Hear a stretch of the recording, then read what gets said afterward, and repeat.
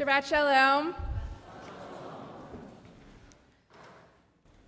Take a moment to imagine yourself at the end of 40 years of traveling through the desert.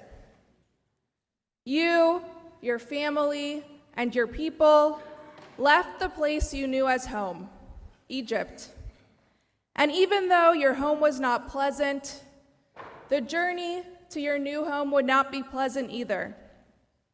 You stand amongst your people, the tribes of Reuven and Gad, and half of Manasseh, at the very cusp of entering the land promised to you, the land of Israel.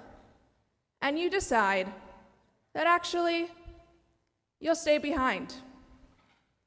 Rather than entering Israel with the rest of the Israelites, you'll settle just outside of Israel's borders. You want to stay behind because you have all you need outside of the land of Israel. Plenty of land, enough cattle to survive. You think to yourself, maybe it'll be easier here. Now imagine yourself a member of the other tribes of Israel. You've traveled through the desert. You've built a new way of life, a new way to worship God, and are about to say goodbye to your leader, Moshe. And then, some of your sibling tribes, parts of your family all the way back to the days of when your ancestors lived in Canaan, the land you're about to enter now, decide, I'm not going to enter with you. You wonder, why did they travel all of this way? How could they leave us now? In this week's Parsha, Matot-Masei, the people of Reuven, Gad, and half of Manasseh ask Moshe to stay behind in Jordan, to not enter the land of Israel that they traveled so far to get to. They would have more than enough in Jordan. Moshe understandably responds really angry. How is the rest of Israel about to go to war while you, tribes, stay in the comfort of Jordan? But it's easy to wonder, how did these tribes get so comfortable? How did they have enough cattle and goods to stay behind? They hadn't had a permanent home for over 40 years. A Midrash asks this exact question and answers by suggesting that the tribes along the way stole all of the valuable goods from everyone that they conquered throughout the desert. So now they had enough. They knew that the final trek into the land of Israel would be treacherous. Maybe their precious goods and cattle wouldn't make it. So it was easier to stay behind. These prized possessions are even clear in the language of the Torah itself. We read, Umikne rav haya livnei Reuven velivnei Gad atzum me'od, ve'yiru et eretz Yazer ve'et eretz Gilad, ve'hinei hamakom mekom mikneh. The Reubenites and the Gadites owned cattle in very great numbers. The lands of Yazer and Gilad were a region in Jordan suitable for the amount of cattle that they had. The Hebrew word for cattle here that's used is mikneh, from the root liknot, or to acquire.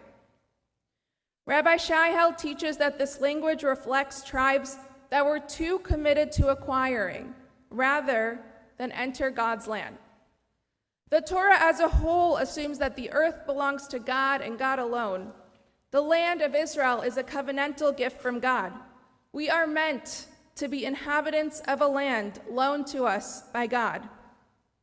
In return, we are to care for the land and ensure that future generations also benefit from God's gift of our earth. But the tribes of Reuven and Gad and Manasseh were the over-consuming tribes of their time. They were too committed to acquiring to enter God's holy land. A land, as Rabbi Held says, so manifestly about receiving rather than acquiring. This episode of our Torah portion tells a cautionary tale that we desperately need today. We are constantly preoccupied with our possessions. We're always influenced by social media, by TV, and those around us to buy more and more and more. Our consumerist society teaches us to never be happy with what we have. We need more to be happy. When reading of these tribes, I felt as if they lived in our world, needing more, and it drove them away from their community and the values that they established amongst themselves in the desert. The tribes come to a compromise with Moshe, who's worried that the other tribes, upon entering Israel, will have to fight wars and wars upon entering in order to conquer the land, and they needed the extra power of these tribes. So Reuben, Gad, and half of Manasseh promised Moshe that they will remain in Israel until every single Israelite is settled in their new home, and there are no more wars to be fought. Ultimately, these tribes had to reprioritize. While they were tempted by their material possessions, they learned to recognize the importance of their communal and spiritual values amongst the remainder of the Israelites' tribes. Afterwards, they then settled in the land of Israel.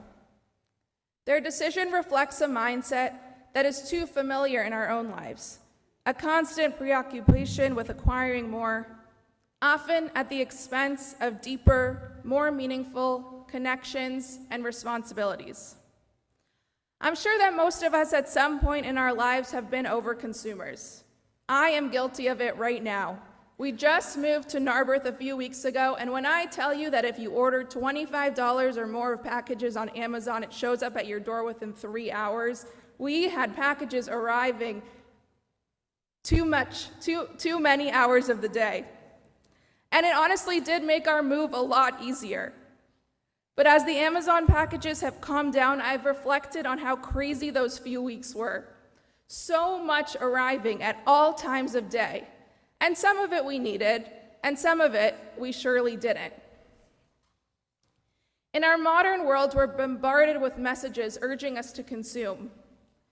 The influence of those around us of social media often drive us to believe that our happiness depends on having the latest and greatest of everything. And so I've been interested in this new social media trend called underconsumption. Its aim is to move away from influencer culture, the culture that tells us to buy all of the newest and shiniest thing. This trend shows a growing recognition that true contentment comes from appreciating what we have and living more sustainably.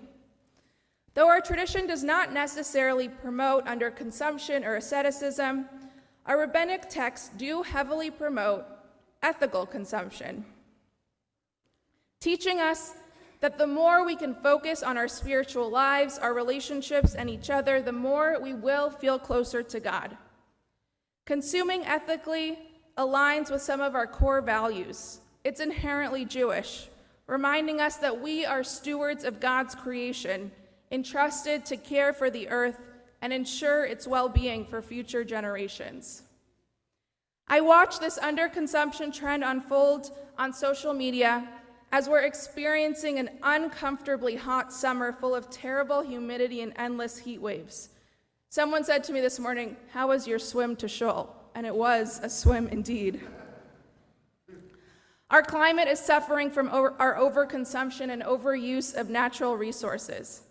Just as the Israelite tribes were called to support their fellow Israelites despite their material wealth, we are called to take action to protect our environment, even if it means making sacrifices in our consumption habits.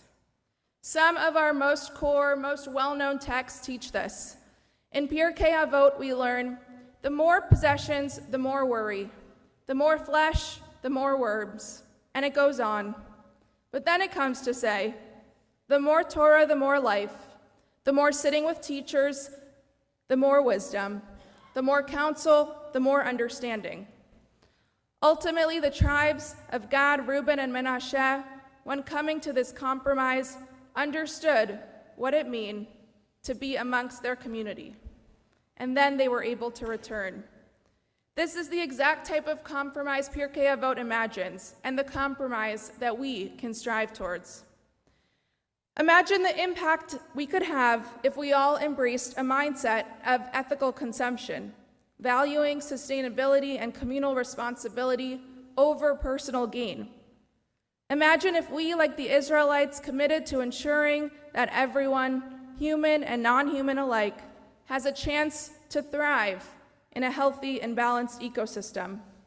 This is not just a social or environmental issue, it is an innately Jewish and innately religious one. So the next time you go to order a package that will show up within 24 hours or maybe even sometimes 3 hours, ask yourself, is this something I need, or did someone influence me to buy it? When we move away from the web page of something we don't necessarily need, instead of click order, we move towards a more ethically consuming society. Shabbat Shalom.